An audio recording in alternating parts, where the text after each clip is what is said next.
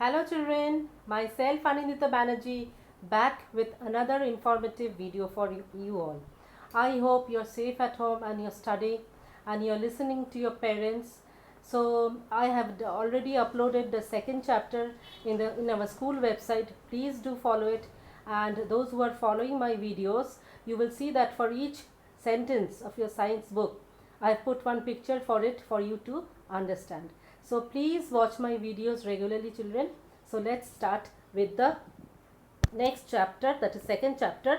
I'll continue with it from aquatic animals movement.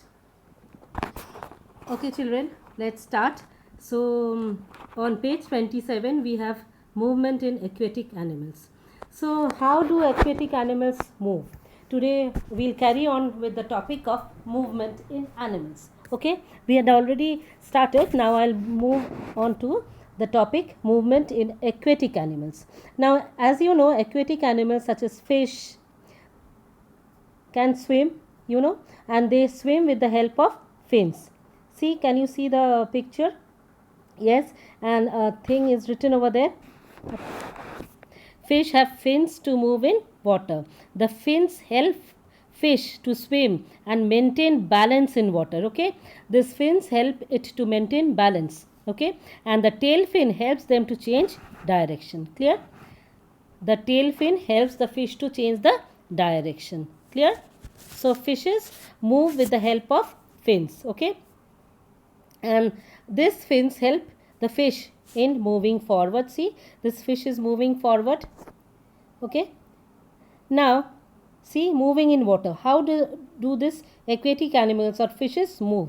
When aquatic animals move through water, they experience a force called water resistance. As I told you, while birds in the air, they experience a air resistance. Same wise, here also fishes, they experience a force called water resistant or resistance, okay, which acts against the direction of their movement. Okay, so aquatic animals need to overcome this water resistance. They need to overcome this water resistance so that they can move easily through the water. Clear? So there is also water resistance, so these fishes need to overcome it. Okay, so they move forward. Okay, they usually have this structural adaptation. That means I told you fishes have certain characteristics features. What are they? Streamlined body shape, which allows the fish to move in front, okay, in spite of the water resistance. Okay, then modified limbs and swimming bladder. Okay, now see, so it is clear, the fishes move forward, they turn and keep an upright position by itself. Okay, so and the tail fin helps the fish to change the direction. Okay, now we'll come to the another movement of aquatic animals such as frog. Okay, see the picture, can you see? Yes, yes. Now see, the title over here is aquatic animals like turtles, they use their limbs to swim. Okay, others like frog use their webbed feet. Can you see the picture of webbed feet? Yes, webbed feet. Okay, webbed feet to swim in water, while they use their long hind legs to hop on land. When they are on land, they hop with the help of their hind legs. Clear? Yes. Now, so frogs usually have webbed hind limbs that helps them to swim in water. I told you water hind limbs. Yes, in my earlier videos I've told you that the back limbs are called the hind limbs. See, these are the hind limbs. These are the hind limbs, the back limbs. Okay, okay. So this frogs also have webbed hind limbs. See, the hind limbs are webbed, and this hind limbs help them to swim in water. Clear? Now aquatic animals, they have certain characteristics features. I already told you that they have streamlined body, that is boat shaped. Okay, why do they have this type of body? For easy movement in water, so that they can easily move in water. And they breathe through gills I've discussed this earlier in my earlier videos. Okay, and the body is protected by scales. The body of fish is covered with scale. The body coverings I had done. Yes, I hope you remember. Yes. See, now the different types of fins. Unpaired fins. This is the unpaired fins. This is the paired fins. So this so much details you don't have. Still, I'm just updating you with certain information. Okay. See, this is a diagram of a fish. Okay. You have the gills. See the picture. The fins. Okay. The scales on their body and the tail. Clear? See the gills, then the fins, then the scales, and then the tail. Okay, is it clear? Another picture of a fish with all the labeling done here. When you'll go to higher classes, you'll learn more about it. The different types of fins. Okay, let me tell you now. The dorsal fin. See, this is the dorsal fin.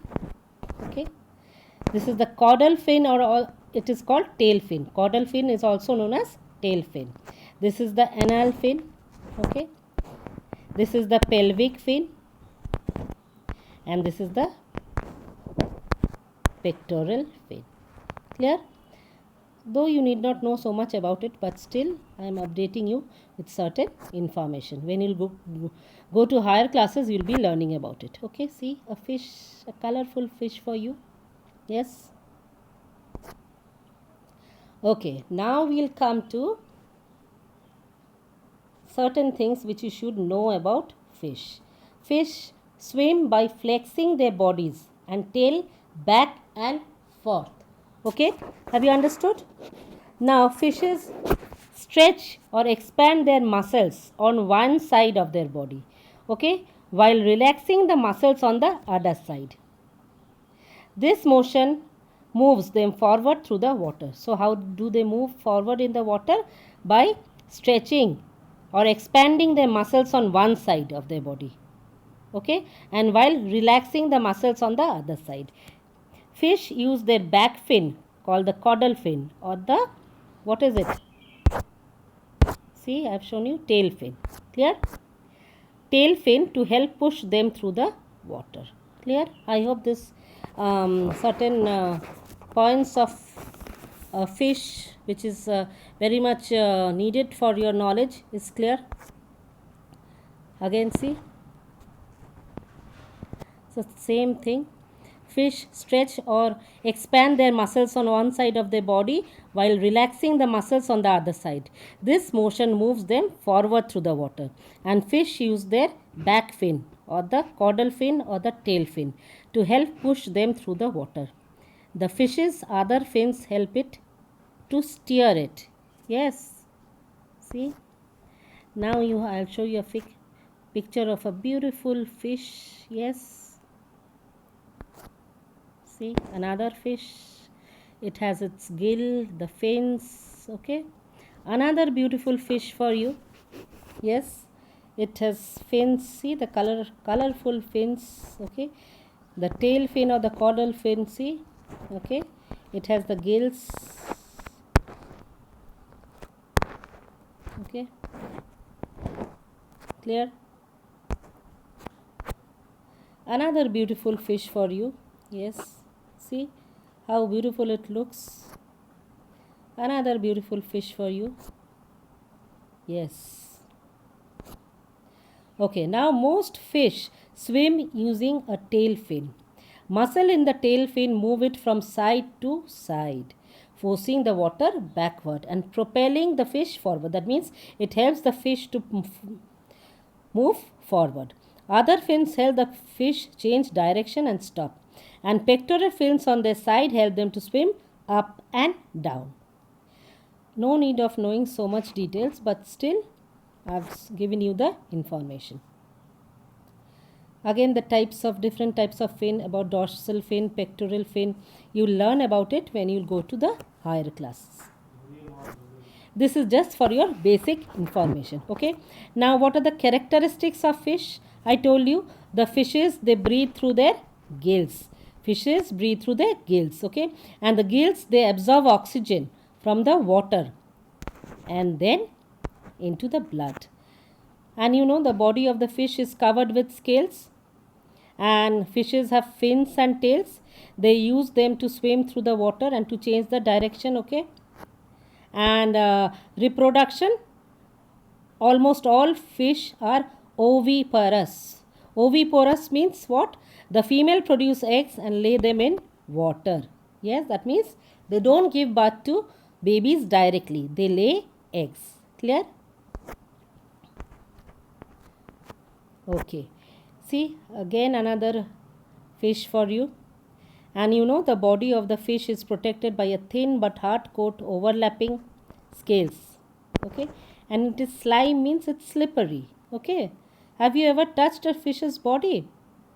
Those who have touched, they know that the coating is like slime. That means little bit slippery. Clear? Another fish for you. See the gills, the fins, the scale, the tail. I think now the full structure of a fish is clear to you. Yes, so they breathe through gills, they have fins, they have tail fins, they have scales on their body. Okay, and the tail fin helps to change the direction. Yes, fish use their gills to breathe. They suck in water through their mouth and breathe out through the gills. Clear? They breathe out through the gills.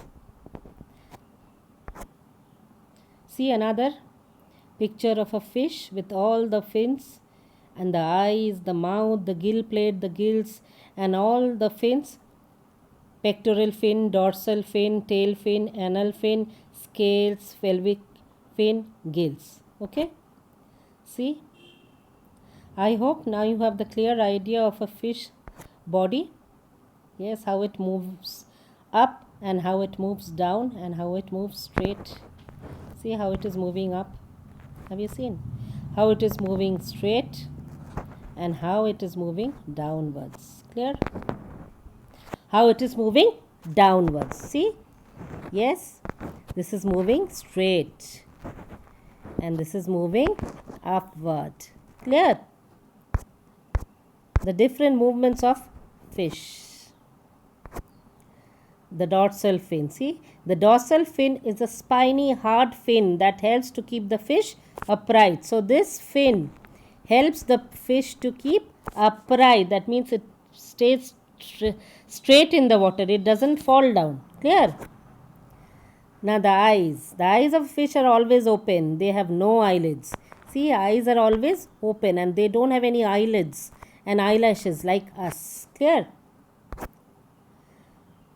So we have different types of fins: the dorsal fins, the pectoral fins, anal fin, caudal fin. Okay, so you'll learn about these fins separately when you go to higher classes. Now we come to another movement of another aquatic animal, that is ducks. Okay, this is a picture of a duck, as you can see. Yes, and it has a webbed feet. Yes, see, webbed feet for swimming in water. So ducks have webbed feet for swimming in water. See another picture of a duck having a webbed feet. Have you understood the meaning of the word webbed feet? Yes, the picture is in front of you. The picture is in front of you. Is it clear? Another picture of a duck with a webbed feet. See, I hope you understand what is the meaning of webbed feet now.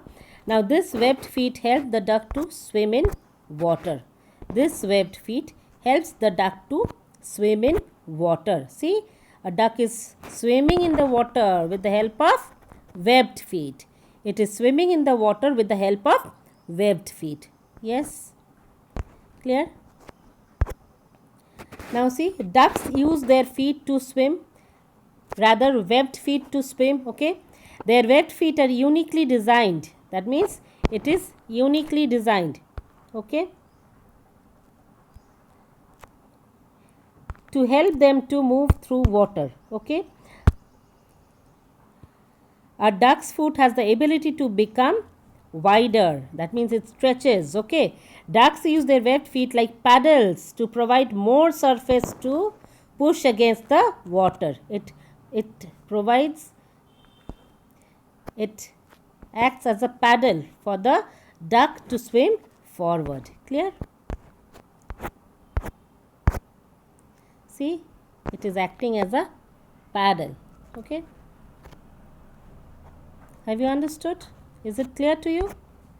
See, clearly now you can understand.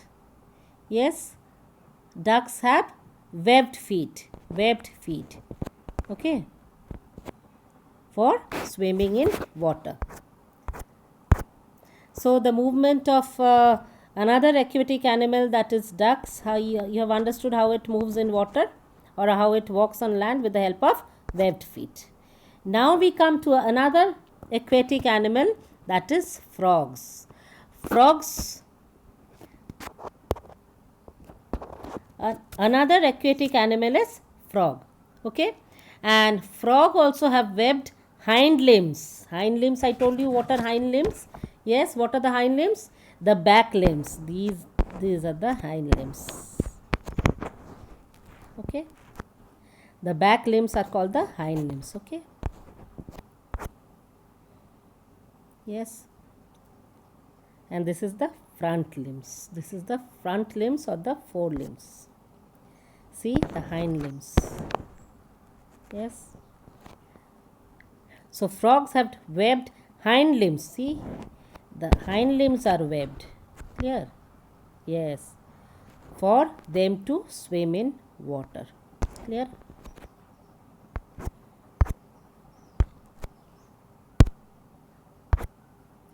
See, another picture of a frog. Are you afraid of it? Are you afraid of it? See, this is a hind limb. Okay. So frogs have webbed hind limbs. See, webbed hind limbs, which help them to swim in water. Clear? See, another picture of a frog. It has webbed hind limbs. See, hind limbs are webbed. Okay, which help them to swim in water. Which helps them to swim in water. Now we come to water insects. Okay, water insects, they use their legs. They use their legs to swim in water. They don't have webbed feet. Okay, they use their legs to swim in water. So water insects, how they swim in water? With the help of their legs. Yes, another picture of a water insect which moves in water with the help of legs. It swims in water with the help of legs. Clear? See, another one. Have you seen this? It's very dangerous. Stay away from it. Okay, when it swims in water with the help of their legs. The legs, you can see, there's so many legs. Yes. Clear? See the movement, how human beings move with the help of FOUR, four limbs. Okay. Now we come to turtles. Now, four limbs of turtle act as paddles. Okay, that helps them swim by pushing the water back. Now, these are the four limbs. Four limbs, I told you what are the four limbs? The front limbs. The front limbs are the four limbs. And these front limbs of turtle act as paddles that help them to swim in the water. Okay. Clear? See? These paddles that help them to swim by pushing the water back. This helps the water to push back and thus they move forward. Clear? See another picture. So the four limbs of turtle, they act as paddles and this helps the turtle to swim forward by pushing the water back. Another picture. See, this is the four limbs of the turtle which acts as a paddle, and it helps them to swim by pushing the water back. Clear?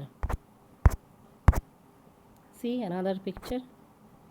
See, can you see the forelimbs of the turtle, which is acting as a paddle, and it helps the turtle to swim by pushing the water back. The turtle is pushing the water back and it is moving forward. See how it is swimming? Have you seen? The picture is clear to you? So the forelimb, it is acting as a paddle, okay, and it helps the tortoise or turtle to move forward by pushing the water back. Yes, now we come to another aquatic animal, that is a penguin. You see, it's written on the screen, use their hind limbs for walking and their forelimbs are flippers for swimming. Yes, so have you understood? Penguins use their forelimbs. What are the forelimbs? That is the front limbs are called flippers, and which help them to swim in water. Yes, now the question arises that water flippers, yes, let me tell you, flippers are a flat arm. Flippers are flat arm. See, flat arm. Okay, that is a part of a body of this penguin, and which it uses for swimming. Clear? Have you understood? Yes. See, can you see? Penguins, they using their forelimbs, that is the front limbs. I told you the front limbs. Okay, so penguin is using its forelimbs as flippers for swimming. Yes.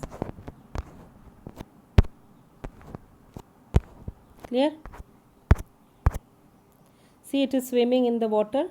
It is using its forelimbs, which is acting as a flipper to swim in the water. This is the flippers.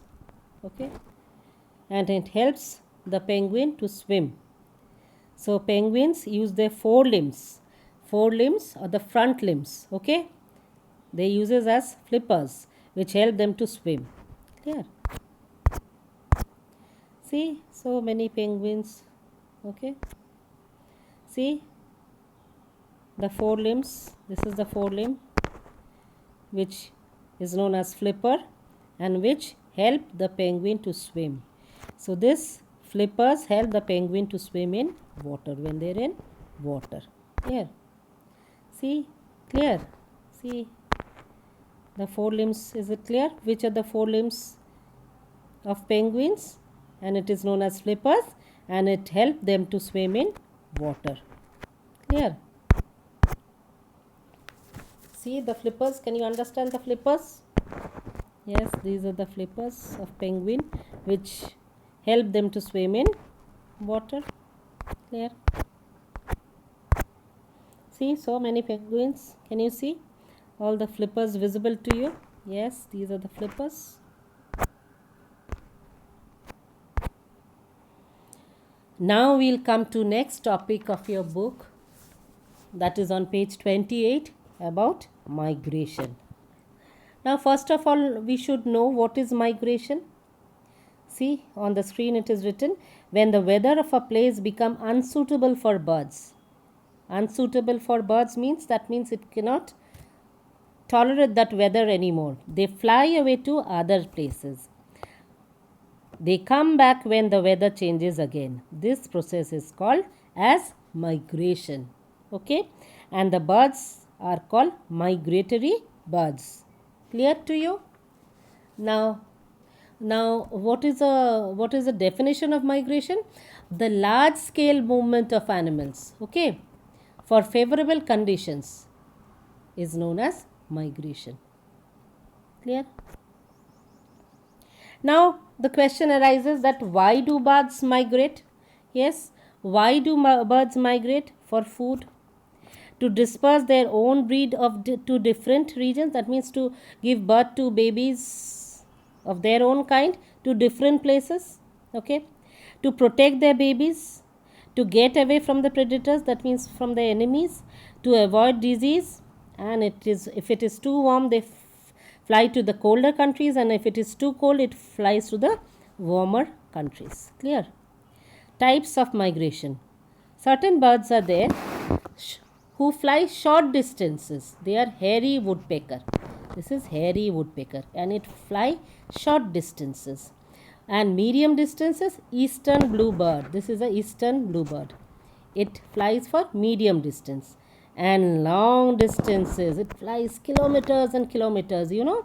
That is Arctic tern. ARCTIC. Don't do spelling mistakes. ARCTIC. This is Arctic tern. Clear? Have you understood? Now we come to Siberian crane. See, till 2002, the Siberian crane, a majestic large white bird, would migrate all the way from western Siberia to India. See, from western Siberia to India. Can you imagine? Approximately 4,000 kilometers during winters. The schedule was something like this. After breeding in the Obi marshes of Siberia, they flew to Keoladeo, Ghana National Park at Bharatpur in Rajasthan. Okay. See, have you understood? See, this is a picture of a Siberian crane. It is a picture of a Siberian crane. So this Siberian crane flies thousands of kilometers to reach India. Clear? See, they're flying thousands of kilometers to reach India. And they don't fly one at the time. In a flock. That means all together. Okay. See, this is a single picture of a Siberian crane. They move in mass. See, so many together, not one or two. Okay, this is what migration is. See, this is a picture of a Siberian crane. See, all flying together. They are migratory birds. Yes, they are migratory birds. That means they move in large scale. Okay, for favorable conditions. See. Often during the winters in zoo in Kolkata, we have the zoo, Alipur Zoo. There you find the migratory birds. They move over there. And you can see lots of beautiful birds over there. Now I come to Arctic tern. This is a picture of a Arctic tern. And what it does, you know. The Arctic tern travels from Arctic to Antarctic in winter. Okay. And it comes back during summer. So, Arctic terns travel from where to where? From Arctic to Antarctic in winter. Okay. And it comes back again in summer. It comes back to where? Arctic. See, this is a picture of an Arctic tern. It is flying from Arctic to Antarctic in winter. Okay. And it comes back during the summer. See, picture of Arctic terns. They are flying. They are also known as migratory birds. They are also known as migratory birds. See, picture so sweet it looks. Okay. So it is a picture of Arctic tern, and I told you it travels from Arctic to Antarctic in winter, and in summer it again comes back to its own place. See the picture of Arctic tern. Have you seen?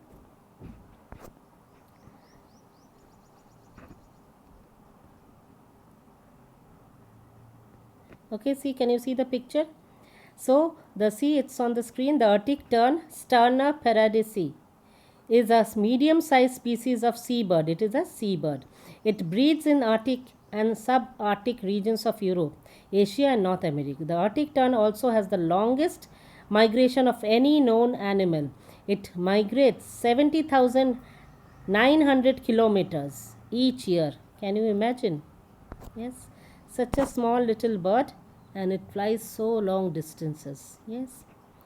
Now we'll come to salmon. This is a picture of a salmon fish. Okay, and it lives inside the sea. It lives inside the sea. And this salmon swim long distance to reach rivers to lay eggs. It does not lay eggs in the sea. Where does it lay eggs then? It swims long distance to reach rivers to lay eggs. Okay. And they die there.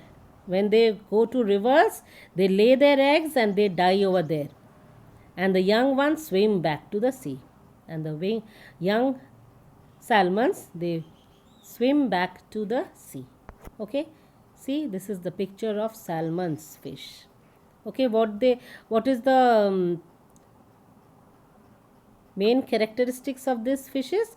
That they swim long distances to reach rivers to lay eggs. They never lay eggs in the sea. They move to the rivers to lay eggs. Okay, and they die over there only in the rivers, and their young ones swim back to the sea. Clear?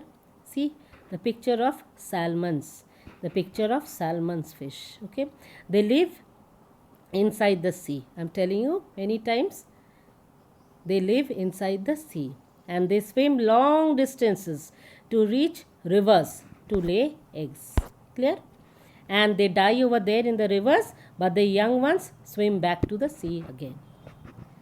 Now I come to the next. What is it? Can you identify? Yes, it is a monarch butterfly. It is a picture of a monarch butterfly. And what they do, you know? They fly from Canada to Mexico during the winter season. From Canada to Mexico, they fly during the winter season. Yes, see so many monarch butterflies. So beautiful it looks. Okay. Yes. See so many monarch butterflies. Okay. What they do? They fly from Canada to Mexico during the winter season. They are also migratory. Yes. So now nice it looks. Clear? Is it clear? Now we'll come to the next part in your book, that is the caribou. See, can you see the picture of caribou?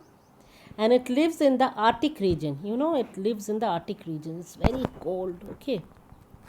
And it migrates south during the harsh winter season. It migrates south during the harsh winter season. Clear? So they are also migratory animals. See, so it lives in the Arctic region and it migrates south during the harsh winter season. When it is very cold, extreme cold, it migrates. Where? It migrates south during the harsh winter season. Okay. See, picture of caribou. Yes. Now we come to another one, that is African antelopes. Okay, they migrate in large numbers to escape the drought. Drought means when there is no water, the land is very dry during the summer season.